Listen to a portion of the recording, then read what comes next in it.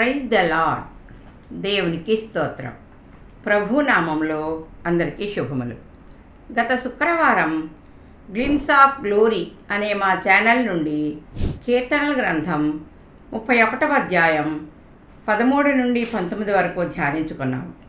నేటి వాక్య భాగం కీర్తనల గ్రంథం 31వ అధ్యాయం 19 నుండి 24 వరకు నిన్ను ఆశ్రయించే వారికి నీవు సిద్ధపరిచిన గొప్ప మేలు అనే అంశమును ధ్యానిద్దాము.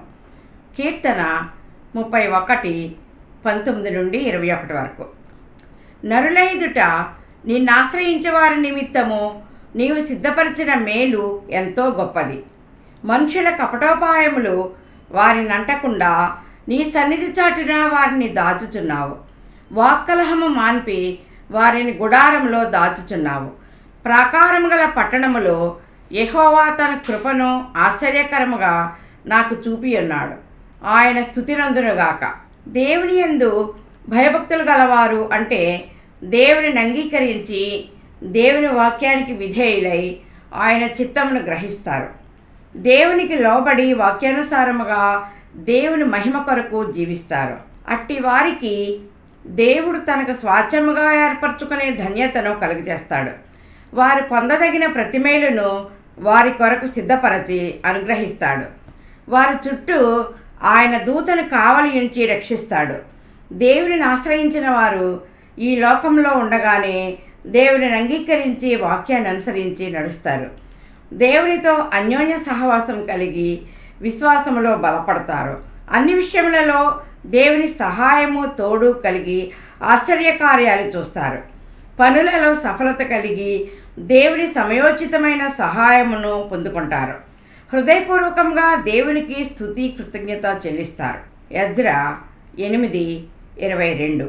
మేలు కలుగజేయుటకై ఆయనను ఆశ్రయించే వారికి అందరికీ మా దేవుని హస్తము తోడుగా ఉండును గాని ఆయన హస్తమును ఉగ్రతయు ఆయనను విసర్జించే వారందరి మీదికి వచ్చునని మేము రాజుతో చెప్పి ఉంటేమి. దేవుని ఆశ్రయించే వారికి అందరికీ ఆయన హస్తము తోడుగా ఉన్నందున వారికి ఏ మేలు కొదువయ్యి ఉండదు.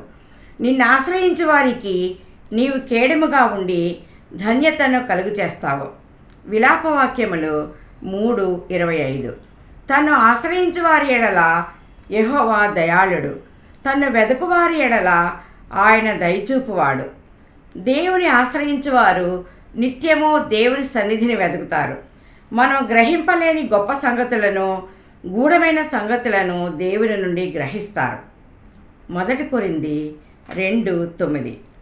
దేవుడు తను ప్రేమించే వారి కొరకు ఏవి సిద్ధపరచనో అవి కంటికి కనబడలేదు, చెవికి వినబడలేదు, మనుష్య హృదయమునకు గోచరం కాలేదు.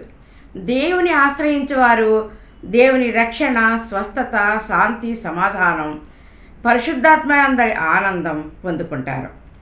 దేవుని పరిశుద్ధాలయము చేత, మందిరంలోని మేలు సమృద్ధి చేత తృప్తిపరచబడతారు. నీ యందు భయభక్తులు గలవారికి మనుషుల కపటోపాయములు వారిని అంటకుండా నీ సన్నిధి చాటున నీ గుడారపు మాటన వారిని దాస్తావు. కీర్తన 38:12. నా ప్రాణము తీయ చూచువారు ఉరులు ఒడ్డుచున్నారు. నాకు కీడు చేయ చూచువారు హానికరమైన మాటలు పలుకుచు దినమెల్లా కపటోపాయములు పన్నుచున్నారు. అవివేకమైన వాగ్వాదములు, కలహములు, వివాదములకు చోటివ్వకూడదు. వాక్కలహము మాన్పి నోటి మాటల చేత కలుగు నొప్పి తగులకుండా వారిని గుడారంలో దాచుచున్నావు.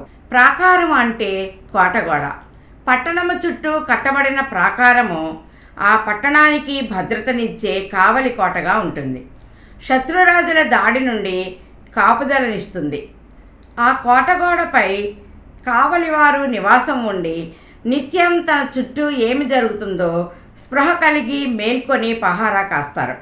శత్రుబారి నుండి తప్పించుకొనుటకు సైన్యాన్ని, యుద్ధవీరులను, పట్టణ ప్రజలందరినీ మేల్కొల్పి యుద్ధానికి సిద్ధపరుస్తారు. ప్రాకారము గల పట్టణము నిర్భయముగా సుఖ సంతోషాలతో విలసిల్లుతుంది. ప్రాకారము గల పట్టణము పరలోక రాజ్యమునకు సూచనగా ఉన్నది. దేవుని ఆశ్చర్యమైన కృప ద్వారా మనం పొందుకున్న రక్షణను బట్టి ప్రాకారము గల పట్టణములో స్వాస్థ్యమును సంపాదించుకొని నిత్యము ప్రభువును స్తుతిస్తూ ఘనపరుస్తాము. కీర్తన 31, 22, 23. భీతి చెందిన వాడనై నీకు కనబడకుండా నేను నాశనమైతిననుకొంటిని. అయినను నీకు నేను మొర్రపెట్టగా నీవు నా విజ్ఞాపన ధ్వని ఆలకించితివి. యెహోవా భక్తులారా, మీరందరూ ఆయనను ప్రేమించుడి. యెహోవా విశ్వాసులను కాపాడును. గర్వముగా ప్రవర్తించు వారికి ఆయన గొప్ప ప్రతీకారం చేయును. పాపభారము చేత ఏడవబడుచు చచ్చిన స్థితిలో కృంగియుండి వారు అపరాధ భావంతో దేవుని సన్నిధికి దూరముగా ఉంటారు. నేను నాశనములో జోగుచున్నానని వేదన చెందుతూ దేవుని తట్టు తిరిగి మొర్రపెడితే ఆయన మన విజ్ఞాపన ధ్వని ఆలకిస్తాడు. ఎంత పాపినైనా రక్షించుటకు ఆయన సిద్ధ మనసు గలవాడు. దేవుని ప్రేమించు వారిని, ఆయన భక్తులను, విశ్వాసులను ఆయన కాపాడుతాడు. అహంకారులను ఎదిరించి దీనులకు కృప అనుగ్రహిస్తాడు. గర్వాతిశయాలతో ప్రవర్తించేవారు వారి దుష్టక్రియల ద్వారా గొప్ప ప్రతీకారము పొందుతారు. కీర్తన 31, 24. యెహోవా కొరకు కనిపెట్టువారలారా, మీరందరూ మనసును ధైర్యం వహించి నిబ్బరముగా ఉండుడి. దేవుని యందు భయభక్తులు గలవారు, ఆయనను ఆశ్రయించేవారు ధైర్యముతో యెహోవా కొరకు, యేసుక్రీస్తు రెండవ రాకడ కొరకు కనిపెట్టుకుని ఉంటారు. వారందరూ ధైర్యముతో మనస్సున నిబ్బరము కలిగి అంతము వరకు దేవుని కొరకు నమ్మకముగా జీవిస్తూ మరణము వరకు లేదా యేసుక్రీస్తు రెండవ రాకడ వరకు కనిపెట్టుకొని ఉండి ప్రభువును సంధిస్తారు. జీవ కిరీటమును సంపాదించుకుంటారు.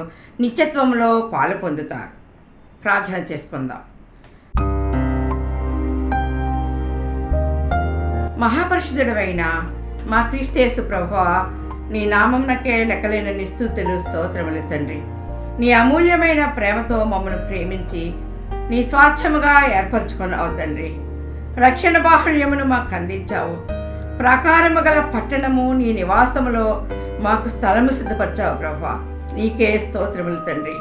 త్వరలో రానైన దేవా, నీ రాకడకు మమ్మల్ని ఆయత్తపరచమని యేసయ్య పరిశుద్ధ నామములో బ్రతిమాలి వేడుకొనుచున్నాను తండ్రి. ఆమేన్. దేవుడు ఈ వాక్యమును ఫలింపచేయునుగాక. ఆమేన్. మీరు కూడా ఈ చిన్న పరిచర్యలో పాలు పొంది మేలు పొందాలని మా ఆకాంక్ష. మేలు పొందుకున్న ప్రతి ఒక్కరూ ప్రార్థన సహాయం కొరకు మాకు తెలియచేయండి. మా ఫోన్ నెంబర్ 8639839464.